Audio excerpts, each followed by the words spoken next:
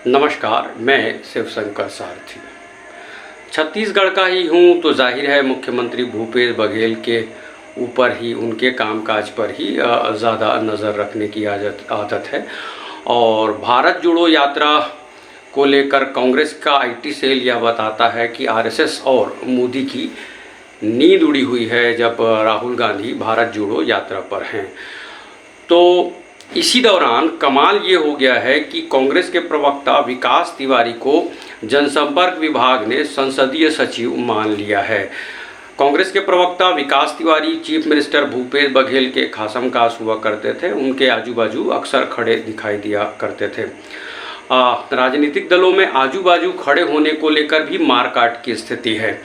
कांग्रेस में तो बाकायदा तू मैं हो जाती है कि मुख्यमंत्री के बिल्कुल नज़दीक कौन खड़ा होगा या पीएल पूनिया के नज़दीक कौन खड़े होंगे को लेकर मारकाट की स्थिति है। फिर भी अमरजीत चावला, विकास तिवारी, सन्नी अग्रवाल, सुबोध हरितवाल जैसे बहुत सारे लोग हैं जिन लोगों ने अपनी अपनी क्षमता के मुताबिक एक अलग मकाम हासिल कर लिया है। तो विकास तिवारी जिन्होंने कभी पार्षद तक का चुनाव नहीं लड़ा है, उन्हें छत्तीसगढ़ के जनसंपर्क विभाग ने संसदीय सचिव समझकर लिख मारा है। और कांग्रेस के प्रवक्ता विकास तिवारी इस बात को लेकर खासे उत्साहित हैं और ज़रा खुश से हैं कि चलो चुनाव लड़ने की माथापच्ची से पहले ही, टिकट की लड़ाई लड़ने से पहले ही मुख्यमंत्री का विभाग है, जिसे चाहे जो समझ ले, कौन क्या कर सकता है। तो कांग्रेस के प्रवक्ता विकास तिवारी हाल के दिनों में राज्य के ही जनसंपर्क विभाग के द्वारा संसदीय सचिव मान लिए गए हैं। वायनाड से सांसद और कांग्रेस के राष्ट्रीय अध्यक्ष रहे राहुल गांधी पैदल पैदल चल रहे हैं। हम बात कर ही रहे थे कि राहुल गांधी की पदयात्रा को लेकर संघ और मोदी की नींद उड़ी हुई है। इस तरह से सोशल मीडिया में इस तरह का माहौल बनाया जा रहा है या इस तरह का माहौल है भी। तो वायनाड के सांसद और कांग्रेस अध्यक्ष रहे राहुल गांधी पदयात्रा कर रहे हैं। सोशल मीडिया में इस तरह का माहौल अब बन गया है कि मोदी और आरएसएस की नींद उड़ी हुई है राहुल गांधी की यात्रा को लेकर, पदयात्रा को लेकर। और प्रख्यात एंकर रवीश कुमार साहब ने भी हिंदी पट्टी के बड़े बड़े अखबारों की आलोचना की है। अमर उजाला जैसे अखबारों की उन्होंने आलोचना की और बताया कि हिंदी पट्टी के अखबार जिनका सर्कुलेशन लाखों में है, वो देश की एकमात्र सबसे बड़ी पदयात्रा को कवरेज देने में उनकी हालत पतली हुए जा रही है। इस तरह की बातें लिखी हैं एनडीटीवी के प्रख्यात एंकर रवीश कुमार साहब ने। तो जब पदयात्राओं की ही बात हो रही है तो बात करते हैं छत्तीसगढ़ में हो रही पदयात्रा पूजा पाठ की भी। तो प्रदेश अध्यक्ष मोहन मरकाम हर साल की तरह इस साल भी उन्होंने 3-4 दिनों में माई दंतेश्वरी की यात्रा की। इस यात्रा में भी बड़ी जिम्मेदारी निभाने का मौका मिला कांग्रेस के प्रवक्ता विकास तिवारी साहब को। विकास तिवारी साहब हमें रोज़ बरोज़ अपडेट किया करते थे कि मोहन मरकाम साहब, उनकी धर्मपत्नी और कांग्रेस के कार्यकर्ता किस उत्साह से माई दंतेश्वरी की आराधना को लेकर पदयात्रा कर रहे हैं। माई दंतेश्वरी से हमारी भी प्रार्थना है कि वो छत्तीसगढ़ में सुख शांति दें। लेकिन प्रदेश अध्यक्ष मोहन मरकाम और मुख्यमंत्री भूपेश बघेल की इस कामना का असर रत्ती भर भी असर घाट बर्रा के आदिवासियों को होगा, ऐसा मुझे नहीं लगता है। जबकि चुनाव में जब टिकट वितरण किया जाता है तब जातिगत समीकरणों को देखा जाता है। दोनों ही दल या ज़्यादातर राजनीतिक दल यह मानते हैं कि फलाना जाति धर्म के लोगों को टिकट दिया तो यह सीट निकल आएगी। तो जब प्रदेश अध्यक्ष बनाए गए मोहन मरकाम, तब शायद यही भावना थी कि मोहन मरकाम सबसे पहले आदिवासियों का भला करेंगे, आदिवासियों की चिंता करेंगे। बड़े दुख की बात है कि कांग्रेस के प्रदेश अध्यक्ष हैं आदिवासी और बड़े दुख की बात है कि घाट बर्रा के आदिवासियों को आदिवासी प्रदेश अध्यक्ष का कोई लाभ फिलहाल मिलता नज़र नहीं आ रहा है। प्रदेश अध्यक्ष तो प्रदेश अध्यक्ष, जहां से महाराजा साहब बिलोंग करते हैं, सरगुजा के बड़े नेता हैं, एकमात्र नेता है टीएस सिंहदेव साहब। तो सबसे पहले उन्होंने भी पूजा की है, उन्होंने माँ महामाया की पूजा की और उसके बाद राज परिवार के नियम कानूनों के मुताबिक उन्होंने शस्त्र पूजा की, अश्व पूजा की, गज पूजा की और नगाड़ा का भी उन्होंने उन्होंने पूजा की है और सोशल मीडिया के ज़रिए उन्होंने यह बताया कि आम लोगों से भी मुलाकात होगी। तो इसी तरह राज्य के मुख्यमंत्री भूपेश बघेल ने बाकायदा परिवार के संग गरबा किया और हमने देखा उनके सोशल मीडिया अकाउंट ट्विटर में जाकर हमने देखा कि कैसे मुख्यमंत्री भूपेश बघेल पूजा पाठ कर रहे हैं। बाकायदा उन्होंने कन्या भोज में कन्याओं की थाली पर अपने हाथों से भोजन भी सर्व किया है। इस दौरान मुख्यमंत्री धोती में थे नजर आए। राजनीति के जानकारों ने हमको यह बताया कि महाराजा साहेब, टी.एस. सिंहदेव, ताम्रध्वज साहू, चरणदास महंत, भूपेश बघेल, ये सब लोग दौड़ में थे और आखिरी में रह गए टी.एस. सिंहदेव और भूपेश बघेल। तब दिल्ली के पत्रकारों ने राहुल गांधी को या हाईकमान को यह बताया समझाया कि यदि भूपेश बघेल को मुख्यमंत्री बनाया जाता है तो कांग्रेस की इमेज ज़्यादा अच्छी होगी। आप सब जानते हैं कि राजा महाराजाओं की पार्टी रही है, स्वतंत्रता संग्राम सेनानी रहे लोगों की पार्टी रही है कांग्रेस। तो हाईकमान को समझाया गया कि भूपेश बघेल किसान परिवार से आते हैं, ओबीसी हैं, तो महाराजा के मुकाबले हाईकमान ने यह माना कि मुख्यमंत्री भूपेश बघेल को बना दिया जाना चाहिए। तो इस तरह से मुख्यमंत्री बना दिए गए भूपेश बघेल।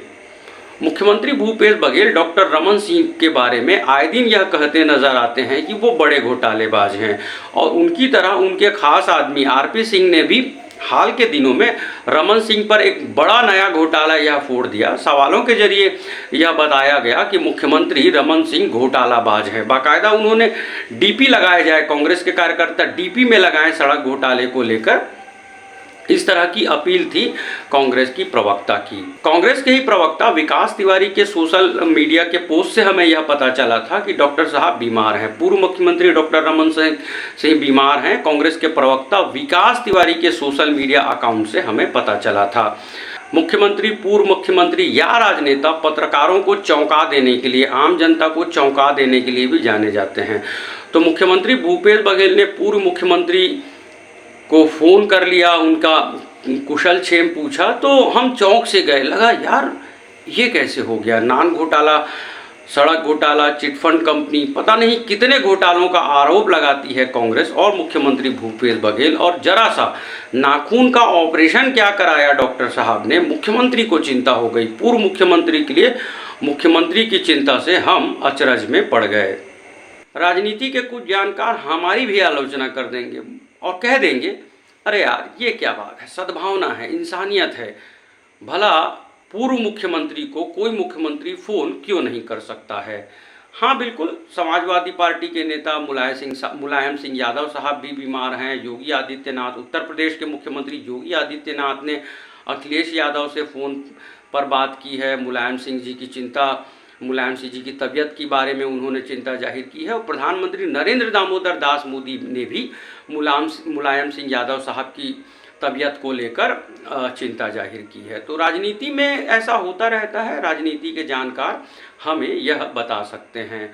वो अपनी जगह सही हो सकते हैं, लेकिन हमें ये लगता है कि ऐसा क्यों होना चाहिए भला, पर हमें ये लगता है ऐसा क्यों होना चाहिए भला, आखिर ऐसी शिष्टाचार क्यों होनी चाहिए भाई, ऐसी ही शिष्टाचार निभाना है, ऐसी ही राजनीति करनी है। तो भला देखिए कि राजीव भवन में आते हैं मुख्यमंत्री भूपेश बघेल, तब सारी सड़कों पर कैसी पुलिस लगी होती है, रास्ता जाम ना हो इसको ध्यान में रखने के लिए सैकड़ों की संख्या में पुलिस के लोग थाना छोड़कर सड़क के बाहर तैनात होते हैं, राजीव भवन के बाहर तैनात होते हैं।